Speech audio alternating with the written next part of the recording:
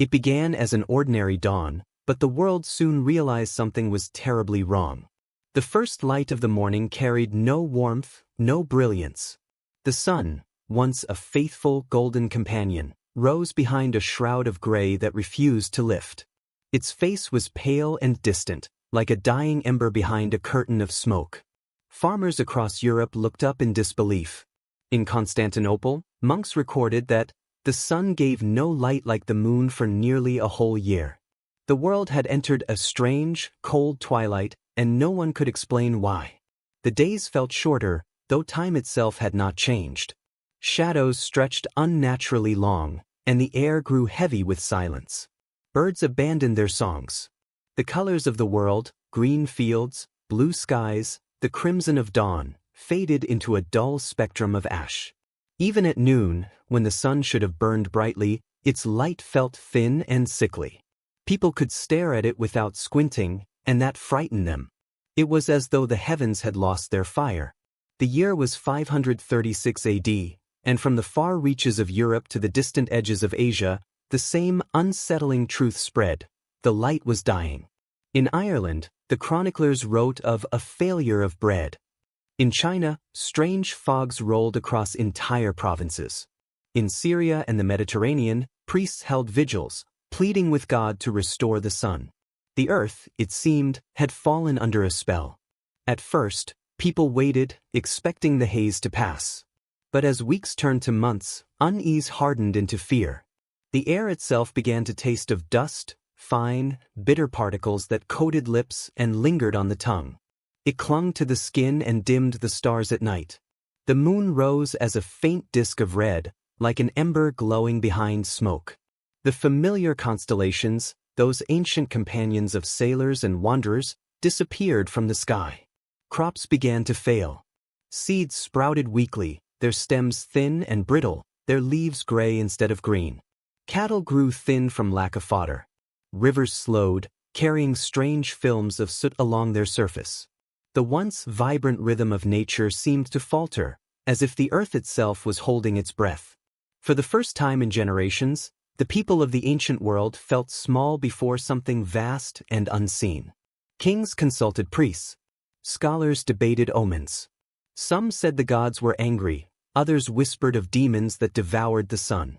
In the Byzantine capital, Emperor Justinian ordered prayers throughout the empire, his voice echoing through churches lit by dim, flickering candles.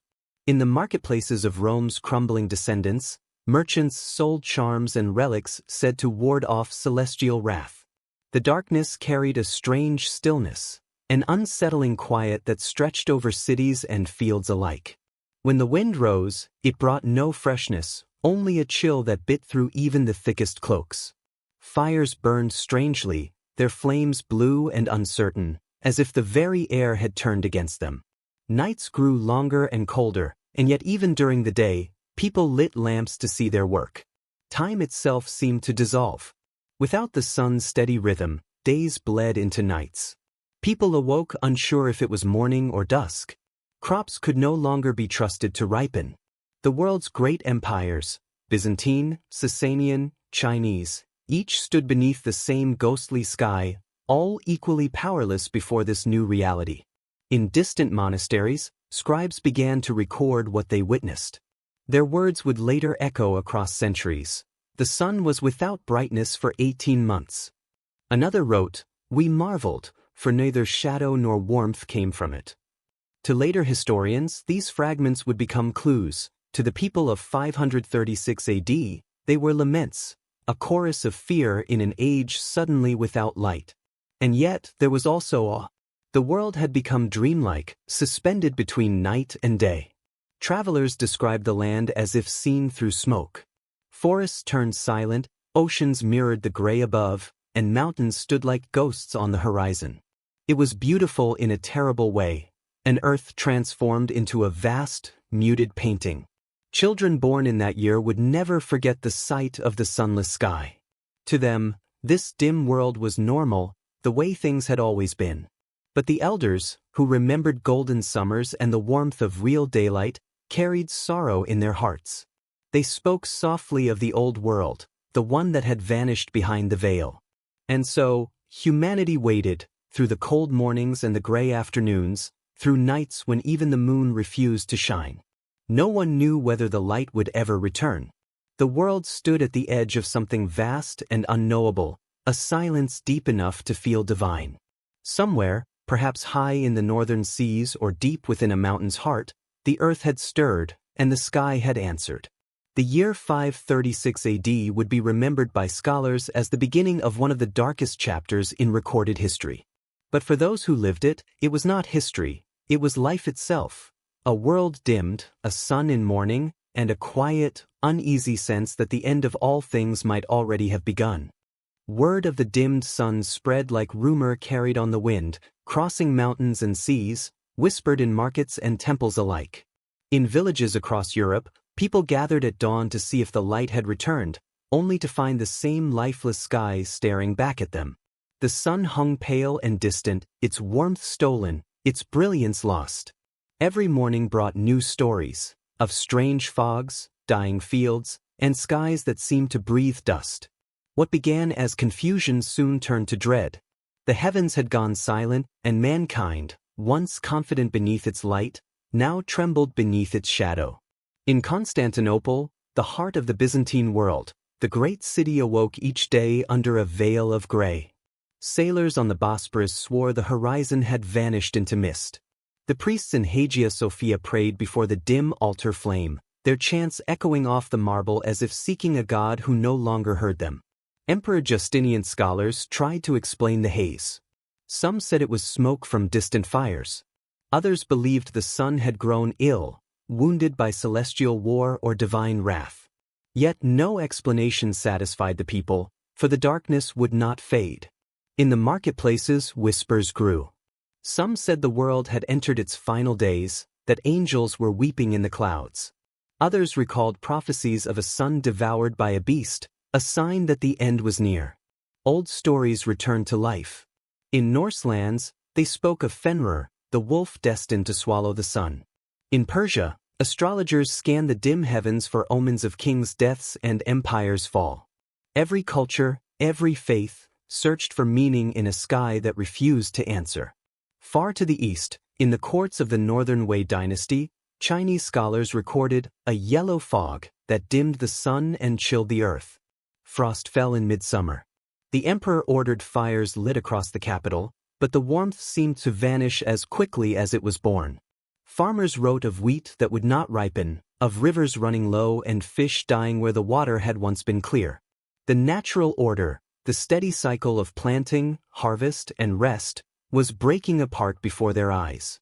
In the monasteries of Ireland, monks inked careful lines into parchment, noting that a failure of bread had begun. The words were simple, but behind them lay hunger, despair, and disbelief. Villages faced the first true famines in living memory. The thin sunlight gave no nourishment, and cold rains soaked the soil before it could bear fruit. Families burned through their stores of grain, watching the next season's hope vanish into the mist. Travelers who moved between kingdoms carried stories darker than the skies themselves. They told of flocks falling from the air, of livestock dying without cause, of entire regions covered in fog so thick that ships could not find the shore. Along the Silk Road, caravans arrived weeks late, their camels gaunt and their faces marked by wind and ash. They brought tales from Persia, from India, from the far reaches of China, all repeating the same strange refrain: the sun no longer shone as it once had. And still, humanity sought reasons. Some philosophers argued the heavens were purging themselves, that the stars had aligned to bring judgment upon the earth. Others believed the gods had withdrawn their favor entirely, leaving humankind to wander in spiritual exile. In the marketplaces of Alexandria, people pointed to the sky and swore they could see shapes moving within the haze, vast, silent forms, like spirits adrift in the mist. The imagination, deprived of light, began to fill the void with fear. By late summer, the once rich lands of the Mediterranean began to fail. Olive trees bore shriveled fruit, vineyards produced thin, bitter wine. In northern lands, wheat stalks barely rose from the ground. Even in Egypt, where the Nile's floods once promised abundance, harvests grew small and uncertain. The darkness had become a global shadow, stretching from one empire to the next, a common thread binding all nations in helpless wonder. At night, the stars refused to shine clearly. The Milky Way faded to a dim blur. Sailors, who once guided their ships by constellations, now found themselves lost at sea. The moon glowed red, sometimes disappearing entirely behind veils of dust. To the ancient mind, it was as though the heavens themselves were dying. People wept openly during eclipses, fearing the sun and moon had gone to war. In the absence of answers, stories grew powerful. In the valleys of the Alps, shepherds told of mountains breathing smoke, of fire hidden beneath the snow. In the distant steppes, nomads spoke of dragons stirring beneath the earth, shaking loose the dust that now smothered the sky. Legends became explanations, and explanations became belief. Fear united all tongues. Weeks turned to months, and the whispers became laments. The color of life seemed drained away. Green turned gray, blue became silver, gold dulled to ash. The world's pulse slowed. Children who had once laughed in open fields now stayed indoors by candlelight. Priests spoke in hushed tones of patience, of faith being tested, but even their voices carried uncertainty. The faithful knelt before the dim altars, asking the same silent question, when will the sun return? Yet amidst despair, there was also a strange kind of stillness, an uneasy beauty in the muted light. Travelers described landscapes bathed in eternal dusk, rivers reflecting silver skies, forests glowing faintly as if caught between dream and memory. Painters, centuries later, would try to imagine such a scene, but no art could truly capture the feeling of living within it. It was neither night nor day, neither hope nor despair, only the endless, haunting twilight of 536 AD. Those who lived through it would never forget. For them, the year the sun grew pale was not merely an event, it was a wound-upon time itself. They did not yet know that something immense had happened far beyond their sight, something in the deep heart of the earth or the far reaches of the sea. But they could feel it in the air, in the soil, in their bones. The world was whispering, and though its message was not yet clear, it spoke of change. Something vast and ancient had stirred, and humanity, for all its empires and prayers, could only watch the dim horizon and wait. As the months stretched on, the mystery of the dying light deepened. The dim sun still hung above the horizon, pale and lifeless, casting no shadow and giving no warmth. The air carried a faint, bitter tang, and even the rain that fell seemed tainted, darker, heavier, leaving a fine layer of soot upon rooftops and leaves. People across the world began to wonder whether this was truly the end of days, or something far more earthly, yet just as terrifying. In truth, though they could not have known it, the cause of their suffering was neither divine wrath nor celestial curse, but the earth itself, awakening in violence. Somewhere, far from any living eye, a mountain had erupted with a force beyond imagining. It might have been in Iceland, where fire sleeps beneath glaciers, or perhaps in the distant jungles of Central America, where ancient volcanoes brewed in silence. Modern science would one day reveal the traces: fine volcanic glass buried deep in ice cores, and ash particles found in tree rings around the world. But in 536 AD, there were no instruments to measure the sky, no satellites to see the plume rising into the stratosphere. All people could see was the aftermath: a sun that no longer shone, a sky that no longer breathed. The eruption must have been colossal, one of the largest in recorded history. It sent vast columns of ash and sulfur high into the atmosphere, spreading like a veil across the entire planet. The Earth's sunlight, once a faithful constant, was scattered and absorbed by that dense veil. The blue of the sky turned to gray, the golden light of day dulled to silver. The global temperature dropped, and the very rhythm of life faltered. The world was, in effect, plunged into a volcanic winter. From the icy north to the warm heart of the Mediterranean, the signs were the same. Crops withered, rivers chilled, and the once gentle rains turned cold and relentless. Entire ecosystems began to collapse. In the forests of Europe, trees grew rings so thin they were barely visible, a living record of the sun's failure. In the highlands of Asia, farmers abandoned their terraces, unable to coax life from the barren soil. Fish migrated in confusion as oceans cooled. The planet itself seemed to mourn. Those who lived through it found themselves trapped between faith and fear. Priests in the Byzantine Empire called for repentance, urging the people to cleanse their souls before the coming judgment. In the deserts of Arabia, travelers spoke of the sky weeping dust, its tears staining the dunes. The Persians believed a cosmic struggle had begun, light and darkness locked in battle. To the Norse, it was Fimbulwinter, the great cold before the world's end. Myth and faith wrapped themselves around the catastrophe, giving shape to what could not yet be understood. The air was thick, heavy with the smell of burnt stone. When the wind shifted, it carried fine ash across continents. It fell softly, like gray snow, settling on the rooftops of Constantinople, on the temples of India, on the icy fjords of Scandinavia. People swept it from their doorsteps without knowing they were touching the breath of a volcano that had shaken the earth to its core.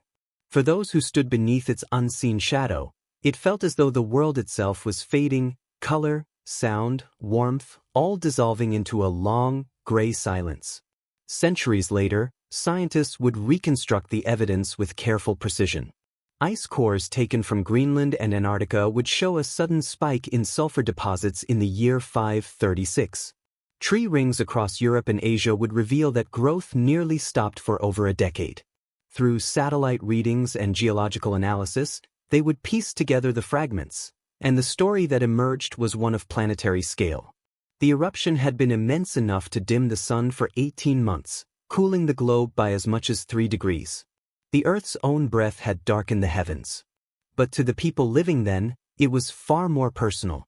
The chill seeped into their bones, and their days became rituals of endurance. Farmers watched their fields wither before their eyes, their seeds dying in the ground. Families huddled together for warmth, burning anything they could find, wood, straw, even furniture, to survive the relentless cold. The seas froze farther south than living memory recalled. Birds migrated early and never returned. The air was silent, the nights long, and the stars dim. It felt like being trapped in a dream where the world no longer remembered how to wake. Even animals seemed confused.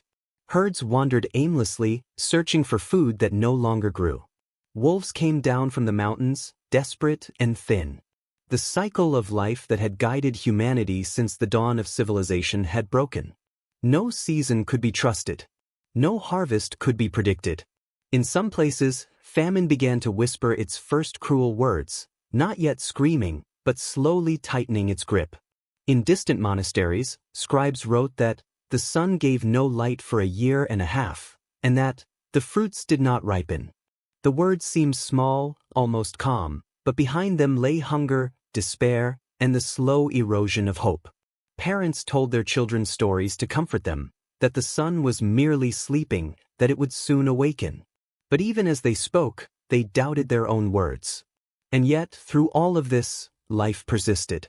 Though the fields were bare and the skies dim, the human spirit clung to the faint promise of return. Across the world, people prayed, in churches, in temples, in open fields beneath the ghostly sun. They prayed not just for light, but for meaning. And as the haze thickened, as the pale days stretched endlessly into one another, a strange realization began to dawn. Perhaps this was not the work of gods or demons, but of the earth itself, vast, untamable, and alive in ways no man could yet comprehend. This idea, that the earth could act with such power, indifferent to the fate of kings and empires, was too large for their minds to hold. But it would echo across centuries, whispered through myth and legend until science gave it voice. The eruption that veiled the world in shadow was not only a disaster, it was a revelation. It reminded humanity that the ground beneath their feet was not solid, that the world they knew could change in an instant. And so, under that dim, gray sky, civilization trembled. People did not yet know it, but this was only the beginning. The volcanic winter would stretch into years, the famine into decades. The veil would lift, but the scars would remain, in the soil, in the stories, in the bones of those who survived. The world had been shrouded in ash, and though the sun would one day return, it would never shine quite the same again. The seasons began to unravel. The steady rhythm that had guided humanity for millennia faltered, replaced by chaos and confusion.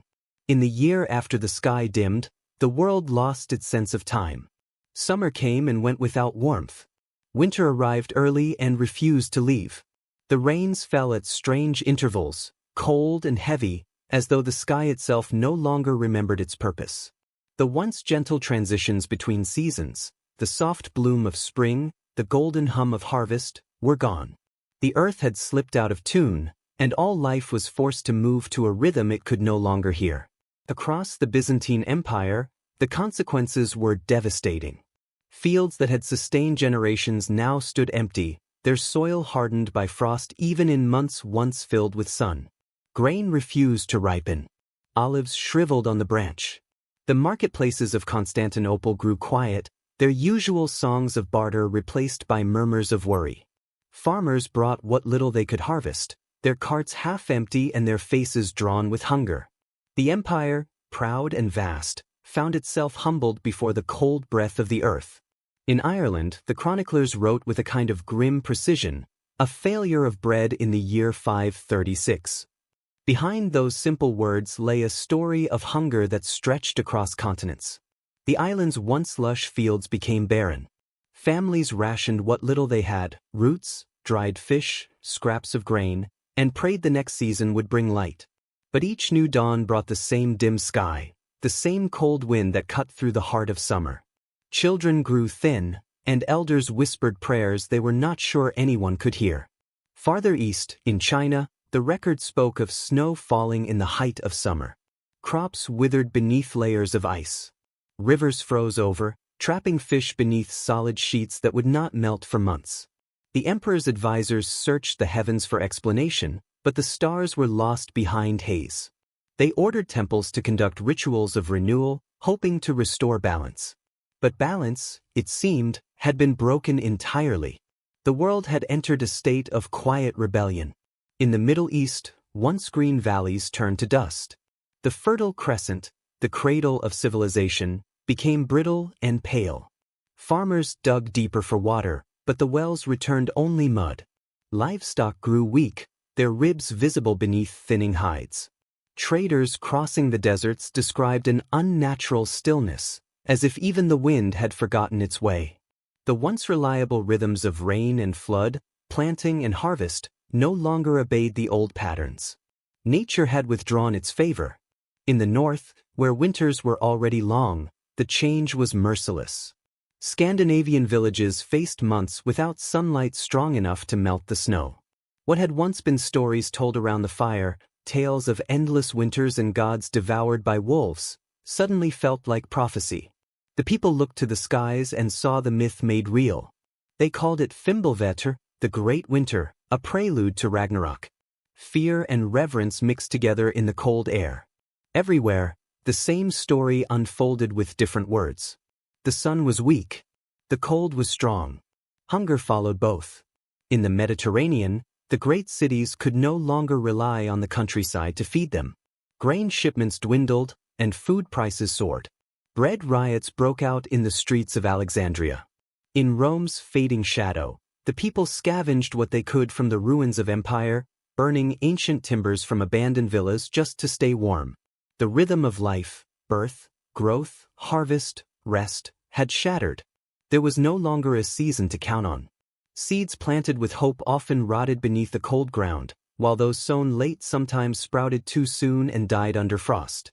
Farmers began to lose faith not just in the earth, but in their understanding of it.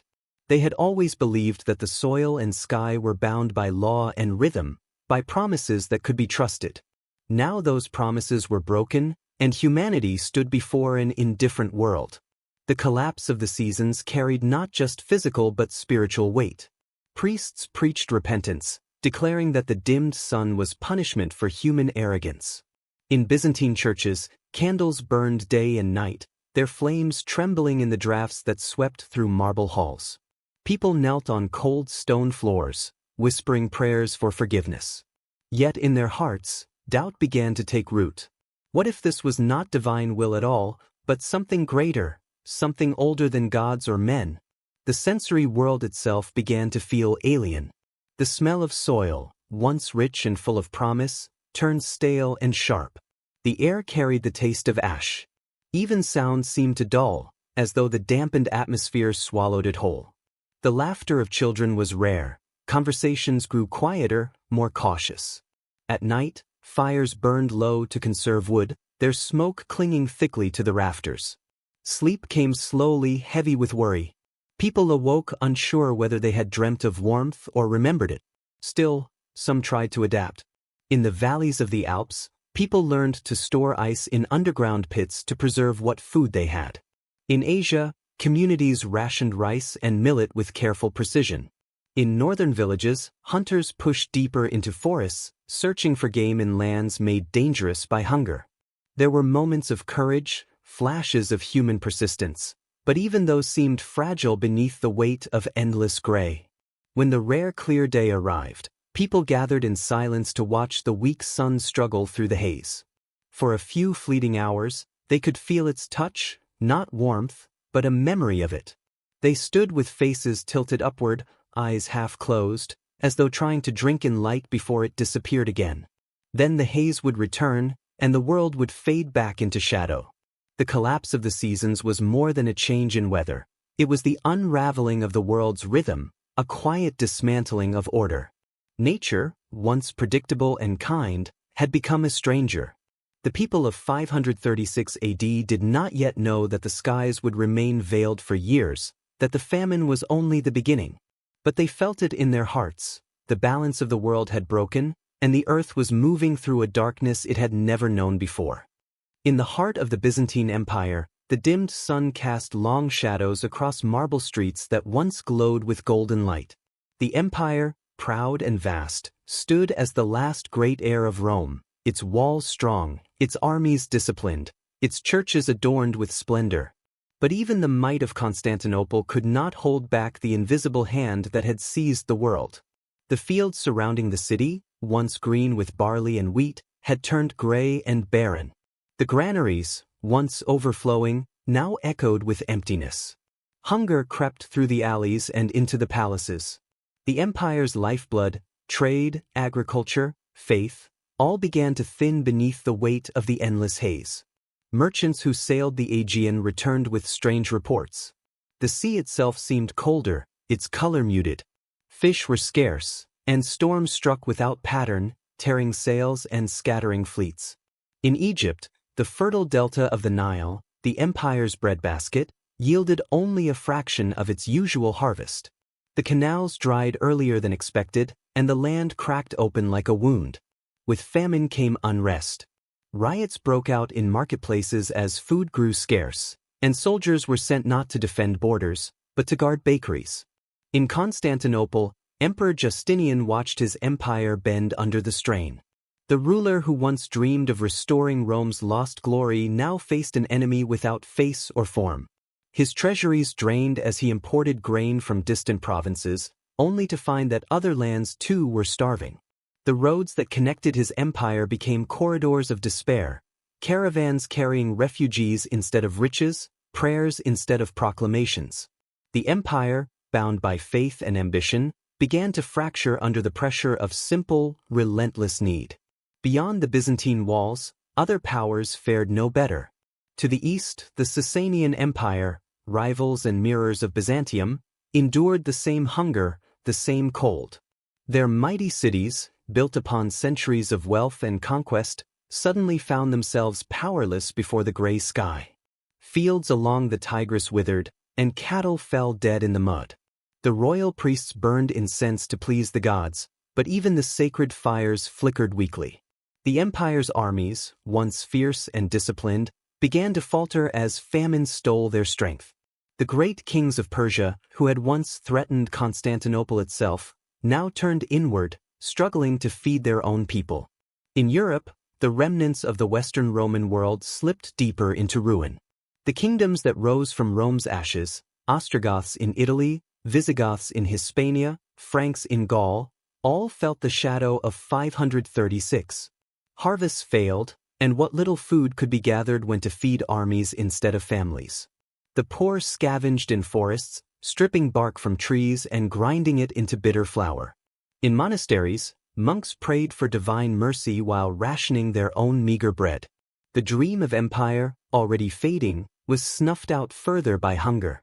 Even in distant Britannia, far from the centers of power, the calamity reached. Chroniclers spoke of a failure of bread, and of years when the sun gave no warmth. The island, already fractured by war and isolation, descended further into hardship. Trade dwindled. Villages vanished. The memory of Roman roads and shining cities gave way to silence and ruin. The darkness did not only swallow the skies, it consumed history itself. As famine spread, so too did fear. The people turned against their rulers, suspecting them of angering the gods or hiding secret stores of food. In some cities, mobs stormed granaries, believing the empire's officials had hoarded grain for themselves. The streets of Constantinople, once filled with traders from across the known world, became battlegrounds of desperation. Bread was worth more than gold. Mothers offered jewels for a handful of grain. The empire that had built its greatness on order and faith now trembled beneath the weight of chaos. Justinian's government, desperate to maintain control, turned to faith for unity. The great churches were filled day and night with prayers, incense, and lamentations. Hymns echoed across the city, a mixture of hope and despair. But even faith began to waver. Some whispered that the emperor himself had lost the favor of heaven. Others said the end of the world had come. The concept of empire, of divine order, felt fragile beneath the pale sun. Meanwhile, far beyond imperial borders, the steppe tribes to the north and east also suffered. The Huns, Slavs, and Avars, peoples who had once thrived by following herds and trading along rivers, faced starvation as the cold decimated grazing lands. Horses died by the thousands. Nomads, driven by hunger, began to move southward in search of food and warmth, pressing upon the weakened borders of the empires. What began as a natural disaster was quietly becoming a political one. The interconnected world of the 6th century, bound by trade routes, migration, and empire, meant that one region's suffering rippled outward like a stone dropped in still water. Every city, every village, every kingdom was a thread in the same fragile web, and now that web began to tear. In distant ports, ships sat idle, their crews too weak to sail. In the bustling markets of Antioch and Alexandria, once centers of luxury, the stalls stood empty. Even the rich found little comfort, for gold could not summon a harvest. The weight of the dimmed world pressed down not just on bodies, but on hearts. Poets fell silent. Artists painted less, their colors dulled by scarcity and despair. The empire's scholars, who had once debated philosophy and law, now turned their attention to the practical matters of survival. Libraries grew cold and quiet as hunger emptied the minds of those who once filled them with words. Civilization itself felt brittle, like glass under strain. By the 3rd year of darkness, the Byzantine Empire's borders were more fragile than ever. Rebellions broke out in distant provinces. Armies starved. Trade routes closed. The promise of order that had defined Justinian's reign began to fracture. The emperor, still determined to rebuild the Roman dream, watched his ambitions dissolve beneath gray skies.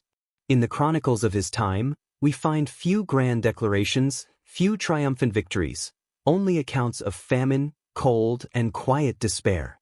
In the stillness of those years, a haunting truth emerged. The power of empires meant nothing when the earth itself turned against them. The proud banners, the marble palaces, the golden icons, all dimmed beneath the same ashen sun. The Byzantine world, along with its neighbors, stood humbled before forces it could neither predict nor control.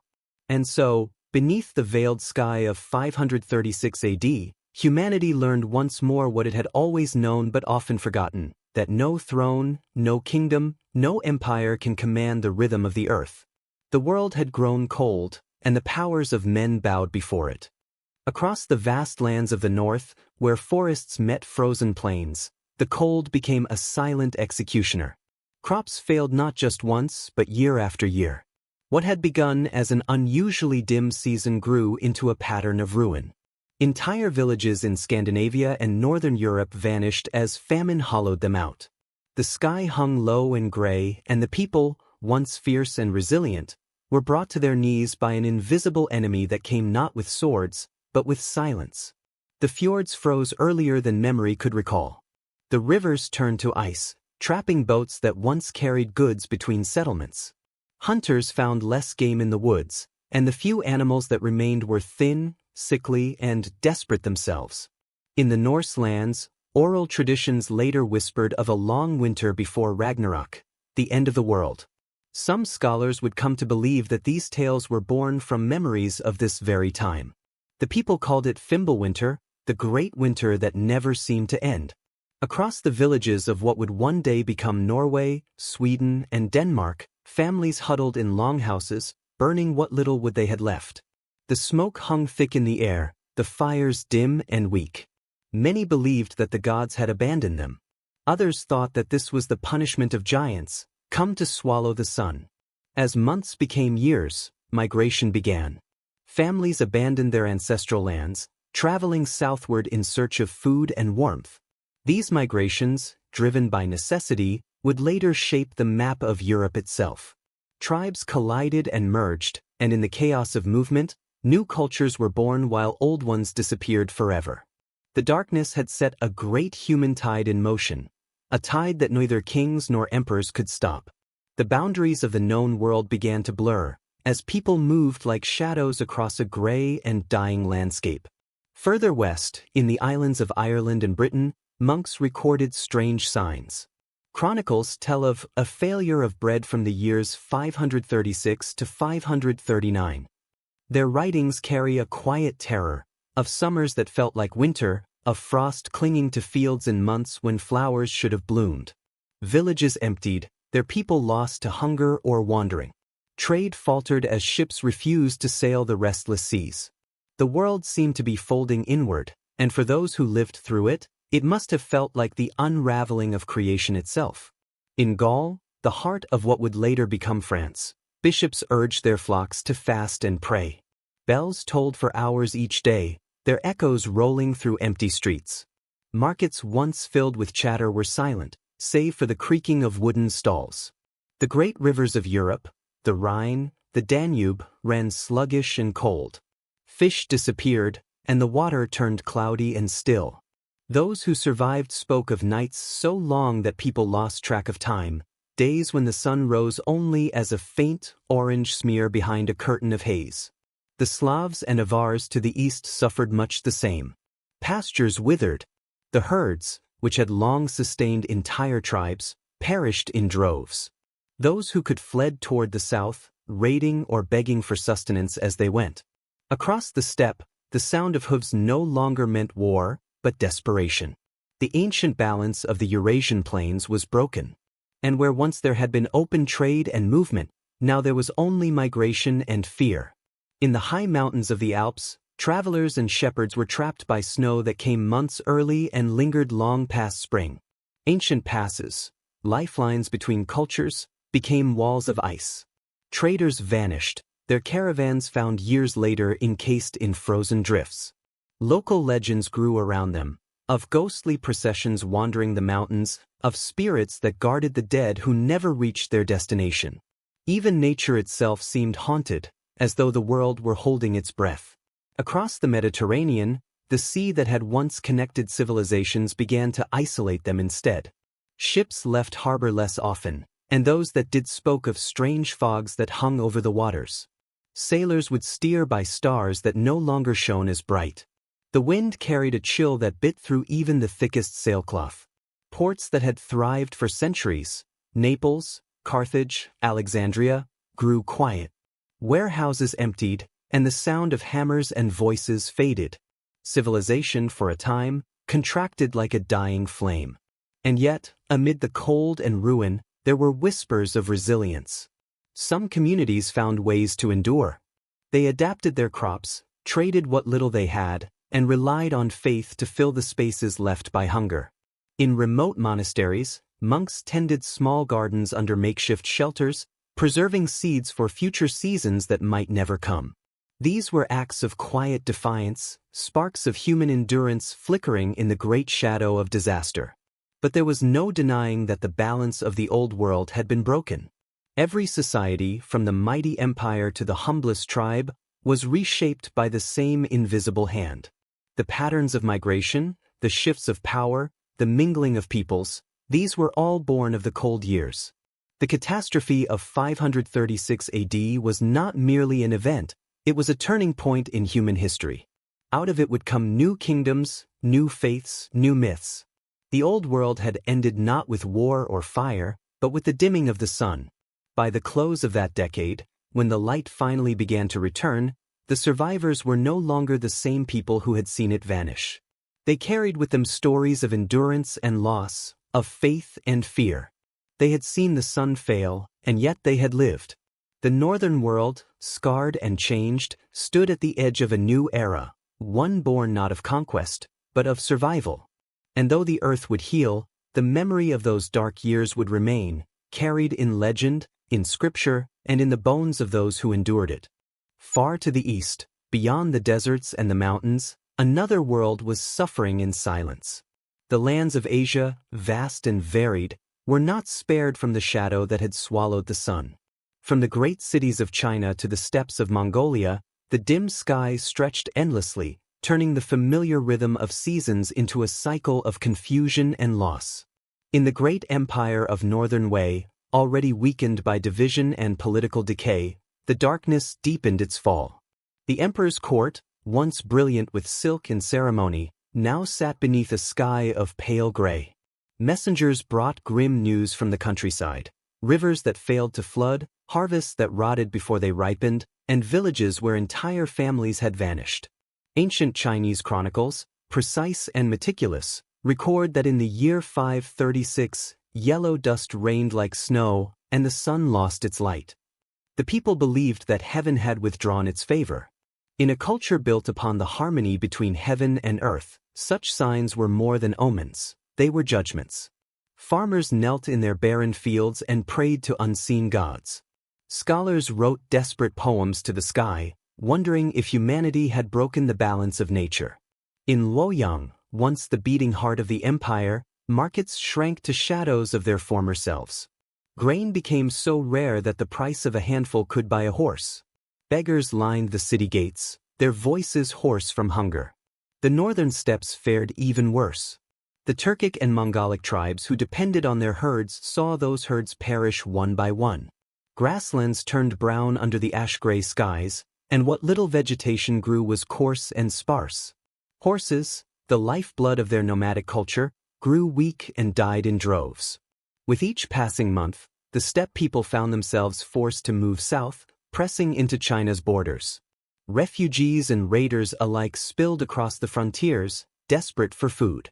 The Chinese generals, weakened by internal strife, could do little to hold them back.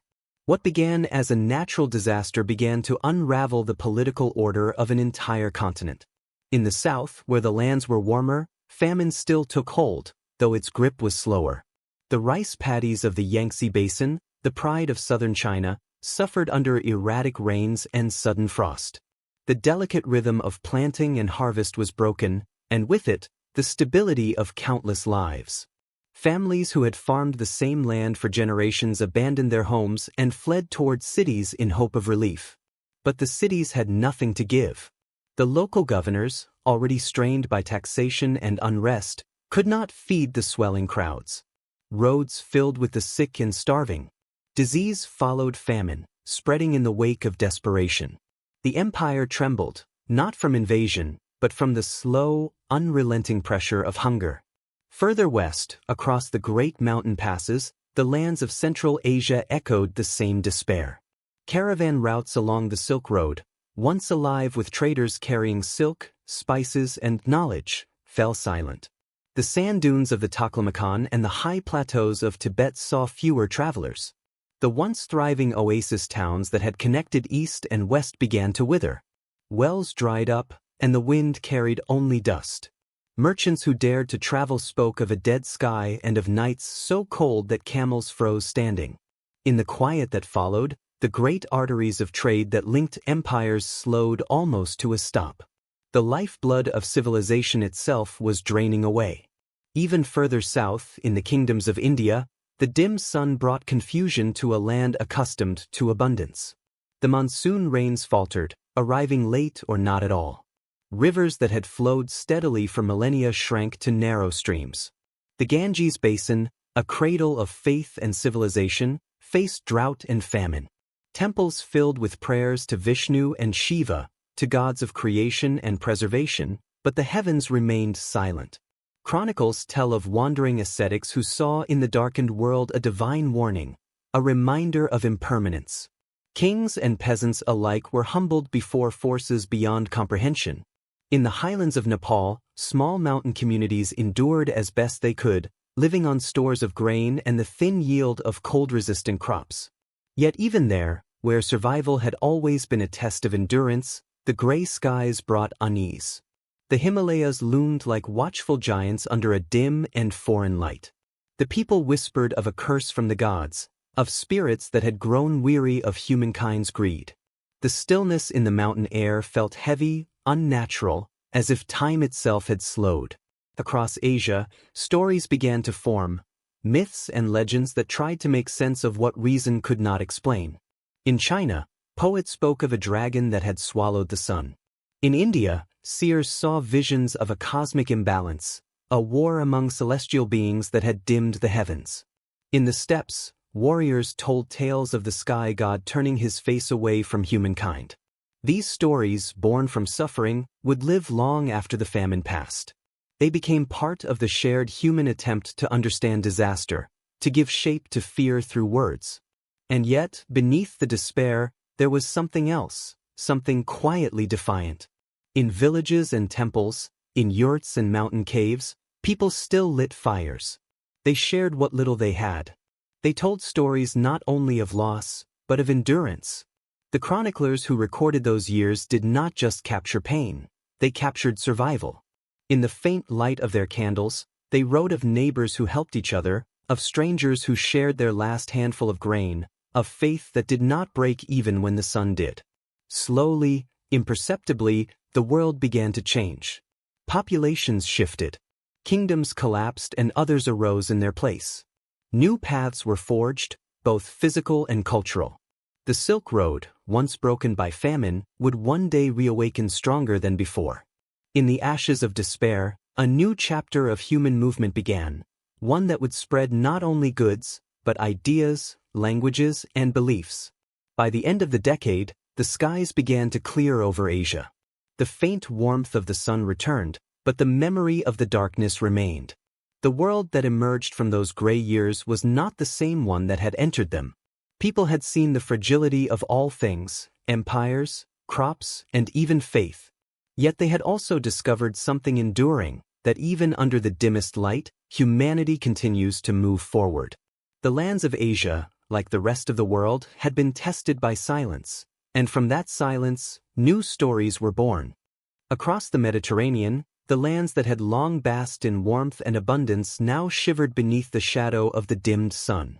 Italy, once the beating heart of the old Roman world, had already endured centuries of upheaval, but nothing had prepared it for the quiet, creeping devastation of 536 AD.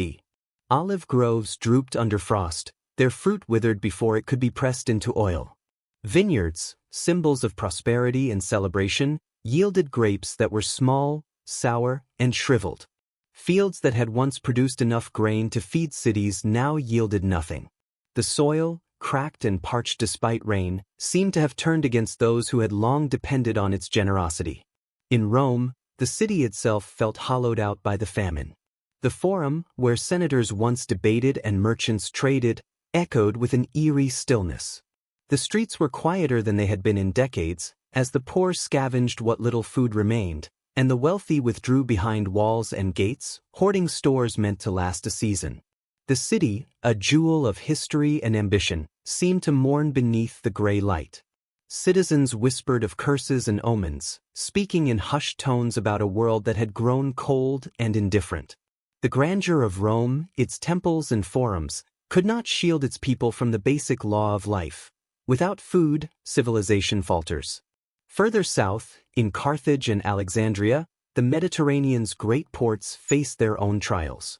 Ships arrived from distant lands carrying fewer goods than usual, and some never returned at all. The sea, once a conduit for commerce and communication, seemed to turn capricious. Storms struck without warning, while calm seas masked dangers beneath the waves. Fishermen spoke of strange fogs that clung to the water, making navigation treacherous. The markets emptied as grain and fish grew scarce, and the cries of the hungry filled the streets. Even merchants accustomed to hardship found themselves powerless against a world grown strange and gray. The harvests failed repeatedly across the region. Farmers watched with despair as wheat and barley languished under cold rains and unseasonable frost. Vineyards that had promised a season of wine yielded bitter, meager fruit. Families rationed every morsel, burning leaves and straw to supplement what little wood they had for cooking and warmth. The famine did not discriminate. Noble or peasant, city dweller or farmer, all felt its slow, unrelenting grip. In the open-air markets of the Mediterranean, food became currency, and hunger was the great equalizer. In Byzantium, the empire's capital on the Bosporus, the consequences of famine and environmental collapse were magnified by political tension. The Emperor Justinian, already burdened by campaigns to reclaim lost territories, now faced a population weakened by malnutrition.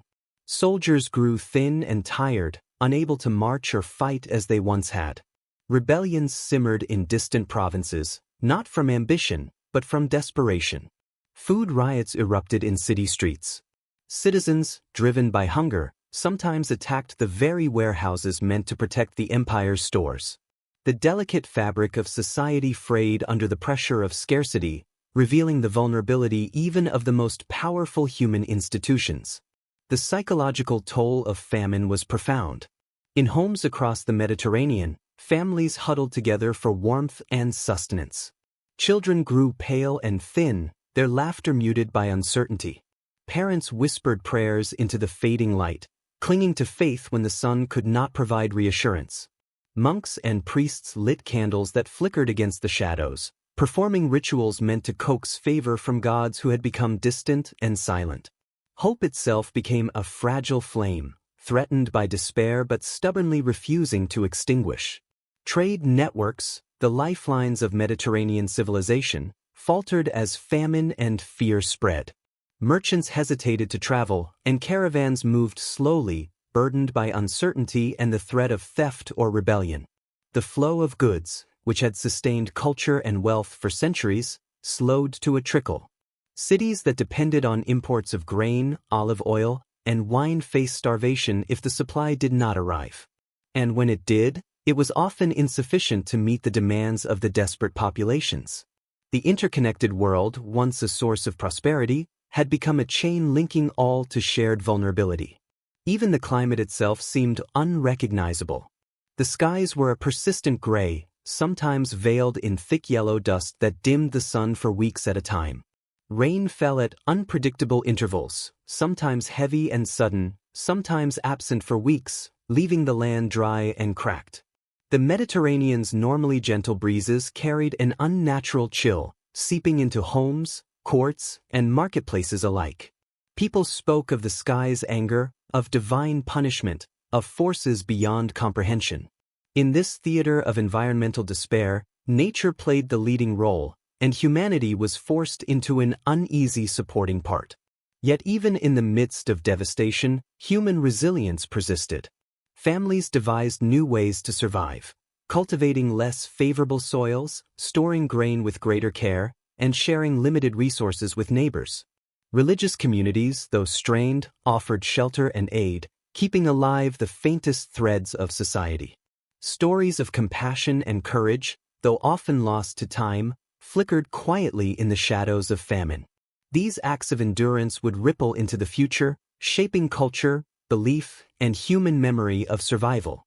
By the end of the third year under the dimmed sky, the Mediterranean had been irrevocably changed. Landscapes bore scars of famine and frost. Cities bore the weight of loss, both physical and emotional. The survivors carried stories that would echo through generations, stories of hunger, endurance, and the terrifying fragility of human life beneath the indifferent forces of the earth. And though eventually the sun would regain its light, the memory of those dim years remained, a shadow on the consciousness of a world that had glimpsed its own vulnerability. In the vast stretches of Europe, far beyond the Mediterranean, the darkness continued its quiet conquest. The great forests of the continent, usually alive with the sounds of birds and rustling leaves, fell strangely silent. Animals wandered in confusion, their patterns disrupted by the unfamiliar cold and dim light. Deer came closer to villages in search of food, wolves prowled with bolder hunger, and livestock weakened despite the care of their keepers. Human populations, once confident in their dominion over the land, now felt the vulnerability of their fragile existence. The rhythm of life, planting, growing, harvesting, had been broken, leaving communities scrambling to survive each day without certainty. In Gaul, the fields that had once fed legions and cities now lay fallow. Farmers looked on helplessly as their wheat failed to ripen, their barley rotted in the fields, and their roots shriveled beneath a soil hardened by frost and ash. Villagers rationed what little remained, often giving priority to children and the elderly, yet even these careful measures were insufficient. Hunger whispered through every home, growing into a persistent ache. Markets, once bustling centers of commerce, became ghostly corridors. The merchants' voices that had once echoed across town squares were replaced by quiet desperation, and food, once plentiful, became the rarest of commodities. Beyond the fields, in cities such as Paris and Lyon, the crisis deepened. Grain shipments that had traditionally flowed from the countryside dwindled to nearly nothing. Bakers struggled to feed the population, and bread became precious, a symbol of survival itself. Those who could afford it hoarded supplies, while the poor scavenged in the forests and abandoned structures, hoping for scraps.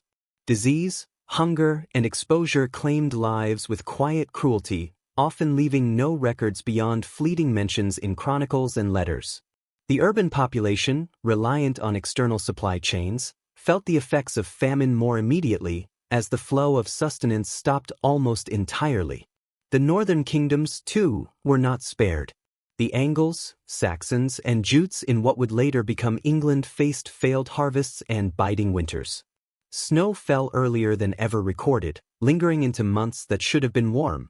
Crops froze in the fields, rivers and ponds froze, killing fish and other aquatic life.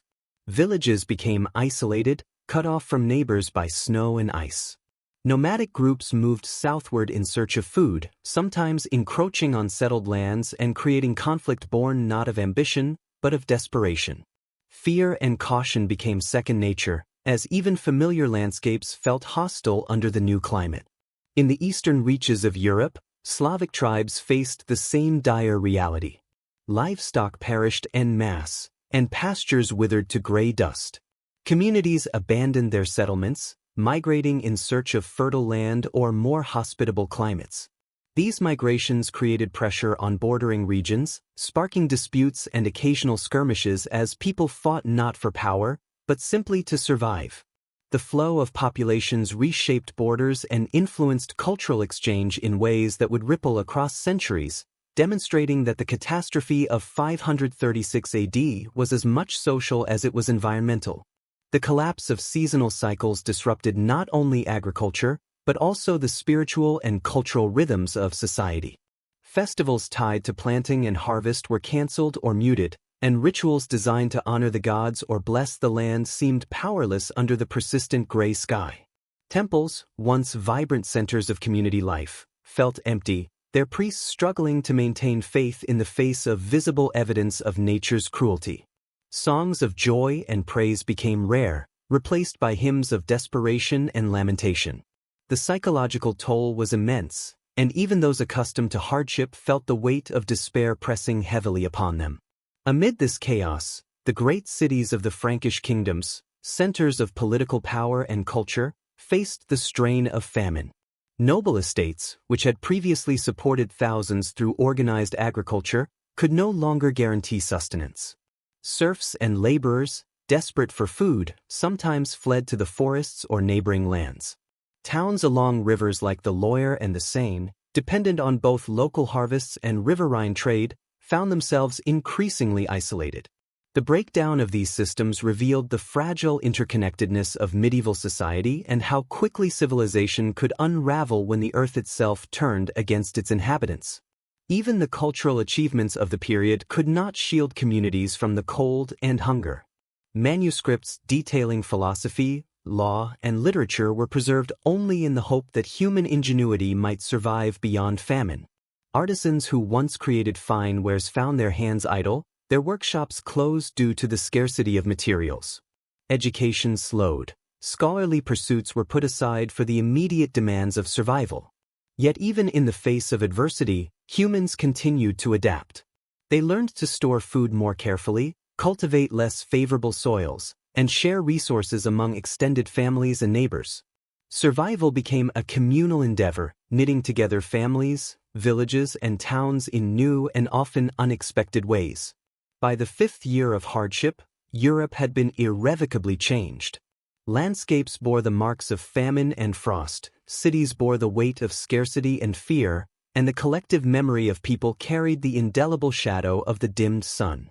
The old rhythms of life, of planting and harvesting, of feasts and festivals, had been fractured.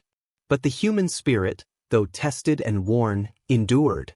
Communities adapted, migrated, and survived, laying the foundation for the Europe that would emerge in the centuries to follow.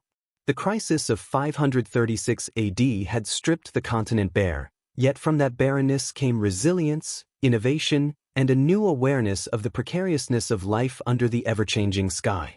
In the lands of the Middle East, the dimmed sun cast an unusual pall over valleys that had once been renowned for fertility and abundance. The great crescent of civilization, stretching from Mesopotamia through Persia to the Levant, experienced famine and disruption on a scale that shook the foundations of kingdoms. Rivers that had fed civilizations for millennia, like the Tigris, Euphrates, and Jordan, swelled or shrank unpredictably, leaving farmers uncertain whether to plant or wait.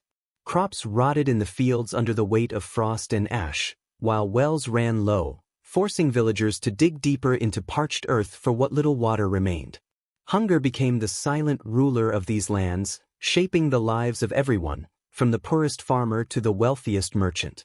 Cities that had long been centers of trade and learning faced isolation. Caravan routes along the deserts became perilous as sandstorms rose with unusual frequency, erasing trails and burying provisions. Traders reported seeing mirages that confused even the most seasoned travelers, and many journeys ended in abandonment or death. Markets that had once thrived under the exchange of spices, textiles, and metals became ghostly spaces. Merchants, once confident in the abundance of their goods, were forced to ration what little they had, and even the wealthiest could not escape the quiet dominion of scarcity. In the heart of Persia, the Sasanian Empire faced similar trials. The fields along the Tigris and Euphrates, which had once produced grain to feed armies and cities, yielded only partial harvests. Pastures turned brittle, and livestock perished. Nomadic tribes pushed southward, driven by hunger, occasionally clashing with settled populations. The government struggled to maintain order, sending soldiers not to wage war, but to protect food stores. The prestige of the court and the authority of kings were weakened not by conquest, but by the unrelenting forces of nature. Religious leaders interpreted the calamity as divine judgment, urging repentance, yet the haze and cold persisted, defying understanding or appeasement. Further west, in the Levant and Egypt, famine brought social unrest and the breakdown of community structures. The Nile, whose annual floods had been relied upon for centuries, behaved erratically, either overflowing with destructive force or shrinking into shallow, parched channels. Grain shipments to the cities faltered. In Alexandria, once a hub of learning and trade, bread became scarce and riots broke out. Citizens, desperate to survive, turned on one another. The wealthiest attempted to secure supplies for their households, but social tension surged as the imbalance between haves and have-nots became impossible to ignore. The psychological and cultural impact was profound. In towns and villages, people turned to religious and cultural traditions for explanations. Temples and shrines were filled day and night with prayers and offerings. Priests and scholars wrote of omens, strange skies, and cosmic disturbances. Astrology and divination saw renewed importance as communities sought patterns in the chaos. People wondered if they were witnessing the end of an age, a punishment for past transgressions, or simply the unpredictable wrath of nature itself. The world seemed to shrink under the veil of gray, and even the most learned observers were humbled by forces beyond their comprehension. In rural communities, daily life became a battle against slow starvation. Families rationed grain, boiled roots, and sometimes ate animals that would normally have been livestock for trade or labor. Children grew weaker, and parents faced agonizing choices about whom to feed first. Entire villages reported losses of significant portions of their populations. The climate, while silent, exerted a constant pressure that tested human endurance to the limits. Social bonds were strained, but survival also inspired ingenuity. New techniques of food storage, small-scale irrigation, and barter systems emerged to help communities weather the famine. Even in the courts of kings and emperors, the effects of 536 AD were felt. Officials attempted to maintain authority through distribution of supplies, yet the scale of the crisis often overwhelmed them. Military campaigns were delayed or abandoned, as soldiers could not be sustained without adequate food. Diplomatic relations between kingdoms were strained, with food scarcity intensifying competition for resources. Empires and principalities alike were forced to adapt to a new reality in which human power was dwarfed by the sheer scale of environmental disruption. By the end of the decade, the Middle East had been irrevocably altered. Agricultural patterns shifted, trade networks were disrupted, and populations migrated in search of sustenance. Yet amid the hardship, resilience endured. Communities adapted, governments recalibrated, and cultures evolved in response to these challenges. The famine and dimmed sun of 536 AD had revealed the vulnerability of human society to forces beyond control, but they had also illuminated the capacity for endurance and adaptation, a reminder that even under shadowed skies, life persisted, finding ways to endure and rebuild. Across the vast expanse of the Mediterranean and into the heart of Europe, the years of famine and dimmed sunlight continued to reshape societies in ways both subtle and profound. In Italy, Spain, and the southern regions of Gaul, the social fabric was stretched thin as families struggled to survive. Farmers, once confident in the rhythm of planting and harvest, faced unpredictable seasons that yielded little sustenance. Fields lay barren or destroyed, livestock weakened, and granaries emptied far faster than they could be replenished. Villages relied upon their neighbors for survival, often sharing the last remnants of grain and salted meat, and creating networks of mutual aid that would later form the basis of regional solidarity. Yet even these efforts could not stave off hunger entirely, and mortality quietly rose, leaving some hamlets reduced to mere shadows of their former populations.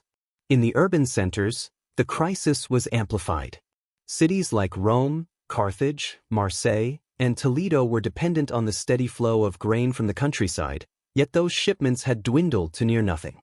Markets that had once overflowed with produce, fish, and bread now stood eerily quiet. Families rationed meager supplies with painstaking care, while the wealthy, though still possessing wealth, could not escape the universal hunger. Social tensions grew, and occasional riots erupted as desperation overcame patience. The desperation was not only physical but psychological. The sun remained dim, the days colder than usual, and the uncertainty of survival weighed heavily on the minds of citizens. Northern Europe, where agriculture had always been more marginal, fared even worse. In the lands of the Franks, Saxons, and other Germanic tribes, the famine compounded existing hardships. Forests provided some sustenance in the form of wild game and foraged roots, but the diminished light and unseasonable cold limited growth, and hunting could not fully replace cultivated crops. Communities migrated in search of food, sometimes encountering other groups and creating conflict or alliances in equal measure. These movements altered settlement patterns and would shape the political geography of Europe for generations. The hunger of 536 to 540 AD forced human populations to become more mobile, flexible, and adaptive even under extreme stress. In the British Isles, chroniclers spoke of years without sun and failure of bread, describing a world where the basic cycles of life were thrown into chaos. Crops failed repeatedly, rivers froze, and livestock died in disproportionate numbers. Communities that had once been self-sufficient were pressed to their limits, and even coastal settlements found fishing unreliable due to changing conditions at sea. The social and economic structures of early medieval Britain were tested, leading to local innovations in food storage, communal labor, and resource sharing. Survival became an all-consuming concern, reshaping priorities and customs in ways that would echo into future generations. The psychological effects of prolonged famine extended beyond mere survival.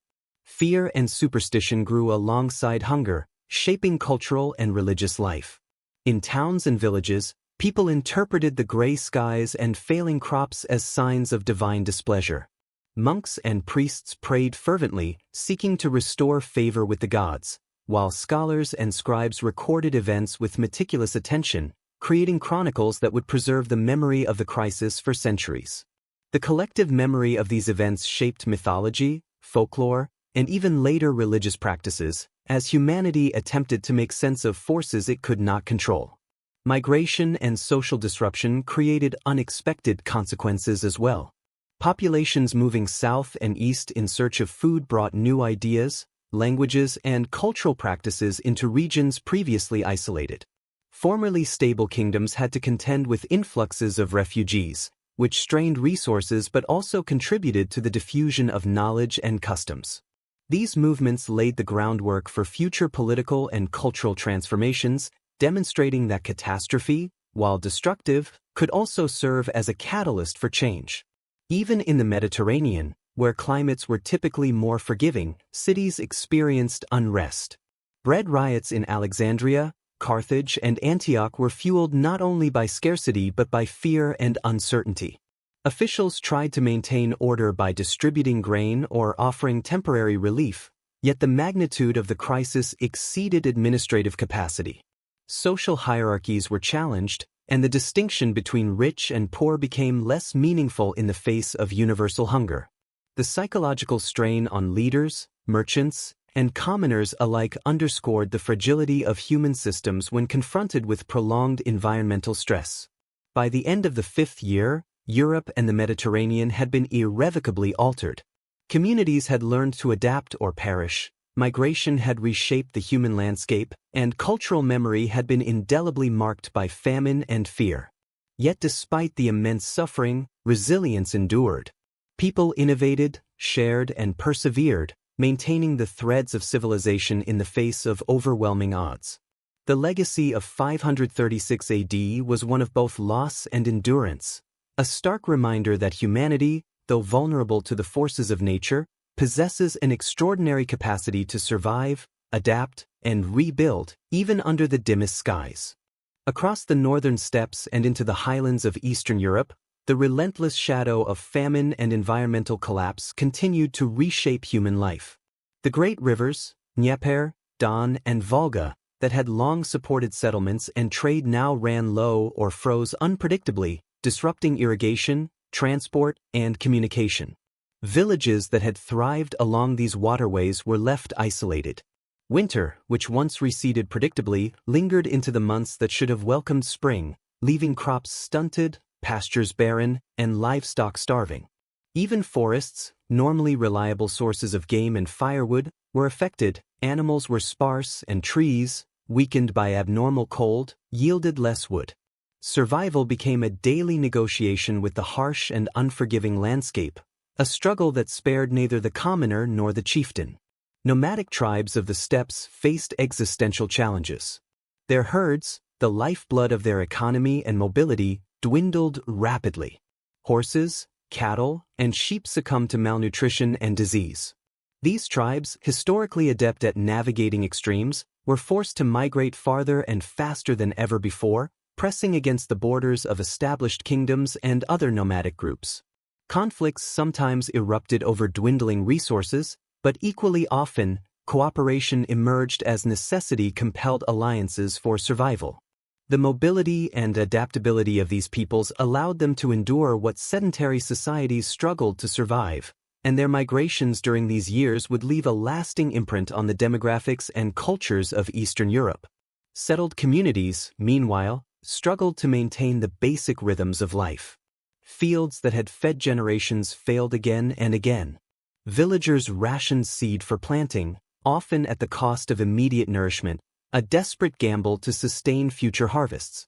Families dug deeper into cellars and storerooms, burning what little would remain for warmth and cooking. Children grew thin, their laughter replaced by quiet endurance. Chroniclers later wrote of homes emptied by famine, of whole families disappearing into forests or rivers, and of communities forced to abandon ancestral lands to survive. Fear became a constant companion, not merely of hunger, but of the unknown trajectory of the seasons, of whether the sun would ever fully return. In the highlands of the Carpathians and the Balkans, the famine's grip was intensified by isolation. Snow lingered long past its season, making travel treacherous and cutting off communication between settlements. People who had relied on trade for grains, salt, and other essentials found themselves increasingly self-reliant. Traditional methods of food preservation, drying, salting, smoking, were employed with urgency, and innovations emerged from necessity. Wild plants were gathered and foraged, and communities relied on collective labor to survive. Despite the hardship, social bonds were reinforced in these regions, as the cooperation required to endure famine strengthened communal identity. The political ramifications of these years were profound. Local leaders who had once governed with authority over stable populations found themselves challenged by unrest, migration, and desperation. Some leaders collapsed under the pressure, replaced by stronger figures able to negotiate the shifting social landscape. Tribes and communities that survived the famine emerged more cohesive, often with redefined hierarchies and social structures. The movements of populations, both voluntary and forced, reshaped territories, trade routes, and alliances across Eastern Europe. These transformations, born from crisis, would influence the political map for generations, demonstrating how environmental catastrophe could accelerate human adaptation and cultural evolution. Even in cultural and spiritual life, the shadow of famine was unmistakable. Temples and churches remained centers for aid and prayer, yet their congregations were diminished by hunger and migration. Religious rituals were intensified, with supplications for sun, rain, and harvests becoming central to daily life. Folktales and legends arose to explain the darkness and cold, speaking of celestial punishment, malevolent spirits, or cosmic imbalance. These stories preserved collective memory, framing the catastrophe in ways that could be transmitted across generations. They were not merely tales of fear, but lessons in endurance and the importance of community, faith, and resilience. By the final years of the famine, Eastern Europe had been irrevocably transformed. Settlement patterns shifted, populations moved, and cultural practices adapted to the harsh new reality. Those who survived carried with them knowledge of survival, adaptation, and cooperation, which would prove crucial in the rebuilding of communities and the re-establishment of trade and agriculture. The catastrophic years of 536 to 540 AD were not only a test of physical endurance, but of social cohesion, ingenuity, and the human capacity to endure environmental extremes. Though the sun gradually returned to its former brilliance, the lessons of these years remained indelibly imprinted on the landscape and the collective memory of the peoples of Eastern Europe.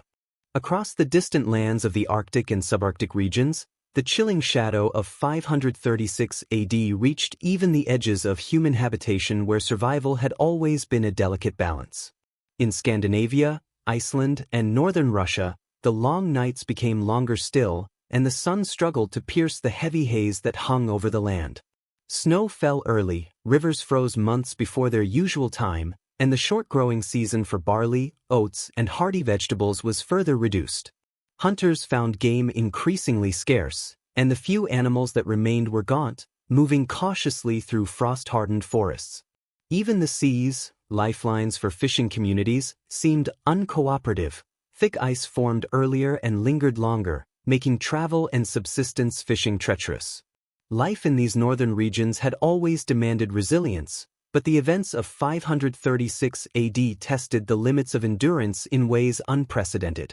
Communities that had relied on centuries of knowledge about seasonal patterns were thrown into disarray. Longhouses, which had sheltered generations, now felt insufficient against the bitter cold and persistent gloom. Families rationed dried fish, stored grains, and preserved meat with meticulous care, often eating only the bare minimum to survive. Children, despite the care of their parents, grew pale and frail. Elders whispered stories of winters that lasted a lifetime, drawing parallels between this catastrophe and mythic events described in sagas, as if trying to make sense of an incomprehensible reality through legend. The oral traditions of the North became a vital means of preserving not just memory, but guidance for survival in an altered world. Migration intensified as some families abandoned ancestral homelands in search of more hospitable terrain. Tribes moved southward, seeking trade or fertile land, sometimes clashing with other groups already pressed by famine. These migrations reshaped the human geography of northern Europe, redistributing populations and blending cultures in unforeseen ways. New alliances were formed in the crucible of necessity, and old rivalries were suspended, if only temporarily, by the universal struggle to survive. Every journey was fraught with danger, yet each also carried the potential for resilience, innovation, and adaptation. The psychological impact of extended darkness and famine was profound. The constant gray sky, the bitter cold, and the scarcity of food created a pervasive sense of unease. People interpreted these hardships in spiritual and mythological terms, believing that the gods or supernatural forces were testing humanity. Rituals intensified, often involving offerings to appease deities associated with sun, fertility, and the natural world. Shamans, seers, and priests gained renewed prominence as communities sought guidance and reassurance in the face of a world that seemed to defy comprehension. Legends of giants, frost monsters, and celestial battles were recounted not just as entertainment, but as explanations for the harsh reality, a bridge between the known and the unknowable. Despite these challenges, human resilience remained evident. Communities shared resources, preserved seeds for future planting, and taught younger generations skills vital for survival, from hunting and fishing to the construction of shelters resistant to extreme cold. Knowledge accumulated during these years of adversity became a foundation for adaptation in the centuries that followed. Survival depended not only on physical endurance, but on social cohesion, cooperation, and the ability to innovate in the face of environmental constraints. Even as conditions gradually improved toward the end of the decade, the northern regions were forever changed. Population shifts had redistributed communities, altering settlement patterns and social structures. Cultural memory preserved the lessons of the famine, forming the basis of enduring oral traditions, moral lessons, and epic sagas. People had witnessed the fragility of life in the extreme north, yet had discovered an inner strength and ingenuity that allowed them to endure, adapt, and rebuild. The catastrophe of 536 AD left an indelible mark on both the land and its inhabitants, a testament to human resilience under the harshest and most unforgiving conditions. By the close of these years, the Arctic and subarctic peoples had endured one of the most challenging periods in their history. Though the sun gradually regained its strength and the land slowly returned to seasonal normalcy, the memory of prolonged darkness, scarcity, and struggle remained deeply etched into collective consciousness. In those long, gray years, humanity was reminded of its vulnerability, yet also of its extraordinary capacity to survive, to adapt, and to pass down knowledge essential for enduring generations to come.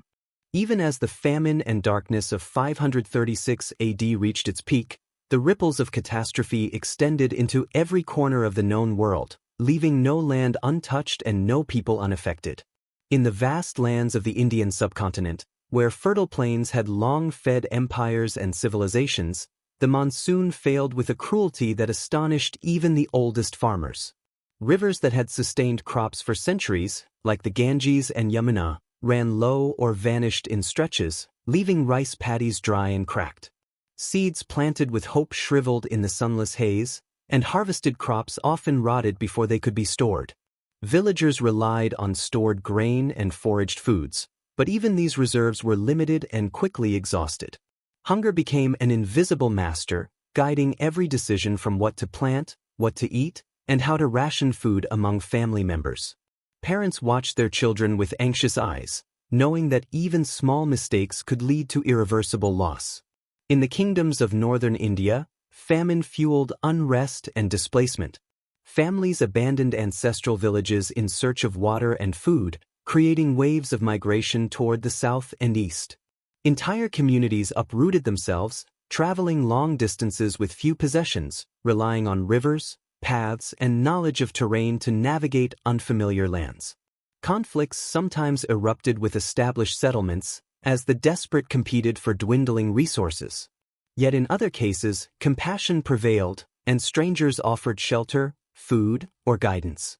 These migrations, while born of desperation, also contributed to the exchange of cultural practices, languages, and traditions, leaving a legacy that would endure for generations. The psychological weight of famine and dimmed sunlight permeated every level of society. In the palaces of kings, ministers and advisors grappled with the limits of power. Political authority, once maintained through armies and tribute, was now undermined by forces beyond human control. Soldiers, weakened by hunger, could not march, workers could not labor effectively, taxation yielded less than ever.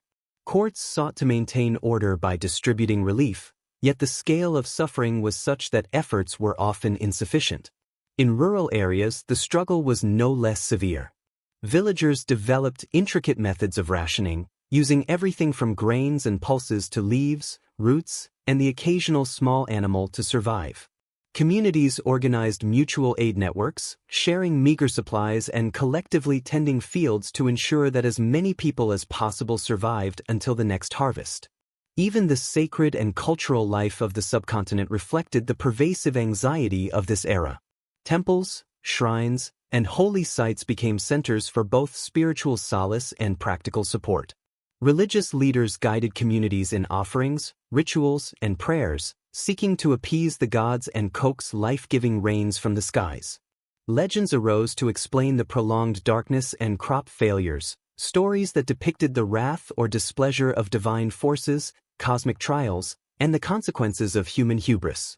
These stories were passed down orally and eventually in written form, becoming integral to cultural memory and providing frameworks for understanding and enduring hardship. Scholars, poets, and chroniclers meticulously recorded these events, ensuring that future generations would remember both the suffering and the resilience of those who endured it. In the southern kingdoms, including those in the Deccan and along the coasts, communities adapted to scarcity with ingenuity. Farmers experimented with planting resilient crops, rotating fields differently, and harvesting earlier to avoid spoilage. Fishing communities, particularly along the western and eastern coasts, struggled as unusual climatic conditions affected fish populations, yet they adjusted their techniques, venturing further into the sea or relying on smaller inshore catches. Trade, which had long sustained cities, slowed as caravans and ships faced unpredictable weather and insecurity along routes. Merchants who once traveled with certainty now navigated hazards, risking not only loss of goods but their own lives. Economic life was disrupted, yet survival inspired innovation, collaboration, and strategic thinking, laying groundwork for the subcontinent's ability to endure future challenges. The famine also had profound effects on population health and demography. Malnutrition weakened bodies, leaving communities vulnerable to disease. Epidemics spread more easily among populations already strained by lack of food. Mortality rose, leaving gaps in families, communities, and labor forces. Despite these challenges, humans adapted. Techniques for preserving food improved, diets diversified with foraged plants and less conventional protein sources, and knowledge of natural signs, such as soil conditions, water levels, and animal behavior, became crucial for survival. Elders and experienced farmers became invaluable repositories of knowledge, guiding younger generations through a landscape altered by climate and famine. Social structures, too, shifted under the pressures of environmental stress. Villages relied more heavily on collective labor, pooling resources and energy to tend to fields and distribute food equitably. Hierarchies were tested, with leadership increasingly determined by the ability to manage scarcity and maintain cohesion rather than inherited privilege. Community decisions, once guided by tradition alone, now required pragmatism, negotiation, and foresight. Rituals, festivals, and cultural practices adapted to the reality of famine, incorporating acts of shared labor, mutual aid, and religious devotion to strengthen bonds and provide a sense of purpose amid adversity. In the urban centers of India, where trade, administration, and culture intersected, the famine's impact was keenly felt. Cities depended on a steady influx of grain from rural areas, yet that supply faltered. Markets that had once thrived now struggled to maintain basic provisions, and the price of food skyrocketed, leaving the poor and vulnerable in a constant state of crisis. Urban elites, though wealthier, could not fully insulate themselves from scarcity. Public works, cultural events, and education slowed or halted as human and material resources were diverted to basic survival. Even in these cities, human ingenuity shone. Temporary relief networks were organized, public granaries carefully monitored, and systems of rationing and communal support were implemented to maintain stability and prevent total collapse. As years passed and the climate slowly stabilized, communities began the arduous process of recovery. Fields were replanted, herds replenished, and rivers cautiously relied upon once again. Populations adjusted to new patterns of rainfall, temperature, and seasonal variability, incorporating lessons learned during the darkest years. Oral histories, chronicles, and religious texts preserved memories of the famine, ensuring that the events of 536 to 540 AD were not forgotten. The trauma of famine left its mark, but it also fostered resilience, innovation, and a deeper understanding of the interconnectedness of environment, society, and survival. By the end of the decade, the Indian subcontinent had endured one of the most severe environmental crises in its recorded history. The famine and dimmed sunlight left scars on the land, altered settlement patterns, reshaped social hierarchies, and influenced cultural memory for generations. Yet despite the immense suffering, human adaptability and perseverance prevailed. Communities rebuilt, trade resumed, and agriculture recovered, but with new insights and practices informed by the lessons of survival. The legacy of 536 AD in India was a testament to the strength of human resilience, the capacity to endure, adapt, and thrive even in the face of nature's most formidable challenges. Across the subcontinent, the famine also prompted philosophical reflection. Scholars, poets, and religious thinkers pondered the fragility of human life and the unpredictability of the natural world. Questions about divine favor, cosmic balance, and the limits of human understanding became central to discourse. These reflections, recorded in manuscripts and preserved orally, informed future generations about the importance of preparedness, humility, and cooperation. In villages and cities alike, the collective experience of famine reinforced a sense of shared humanity and mutual responsibility, shaping cultural norms, ethical practices, and community cohesion in ways that would endure long after the skies cleared. In every corner of the Indian subcontinent, from the Himalayas to the Deccan Plateau, from the river valleys to the coastal regions, the events of 536 to 540 AD left an indelible mark. Human society was tested to its limits, yet, remarkably, it endured. The knowledge gained, the adaptations developed, and the stories told became part of the cultural and historical foundation for generations to come. The famine was not merely a period of suffering, it was a crucible in which human resilience, ingenuity, and cooperation were forged.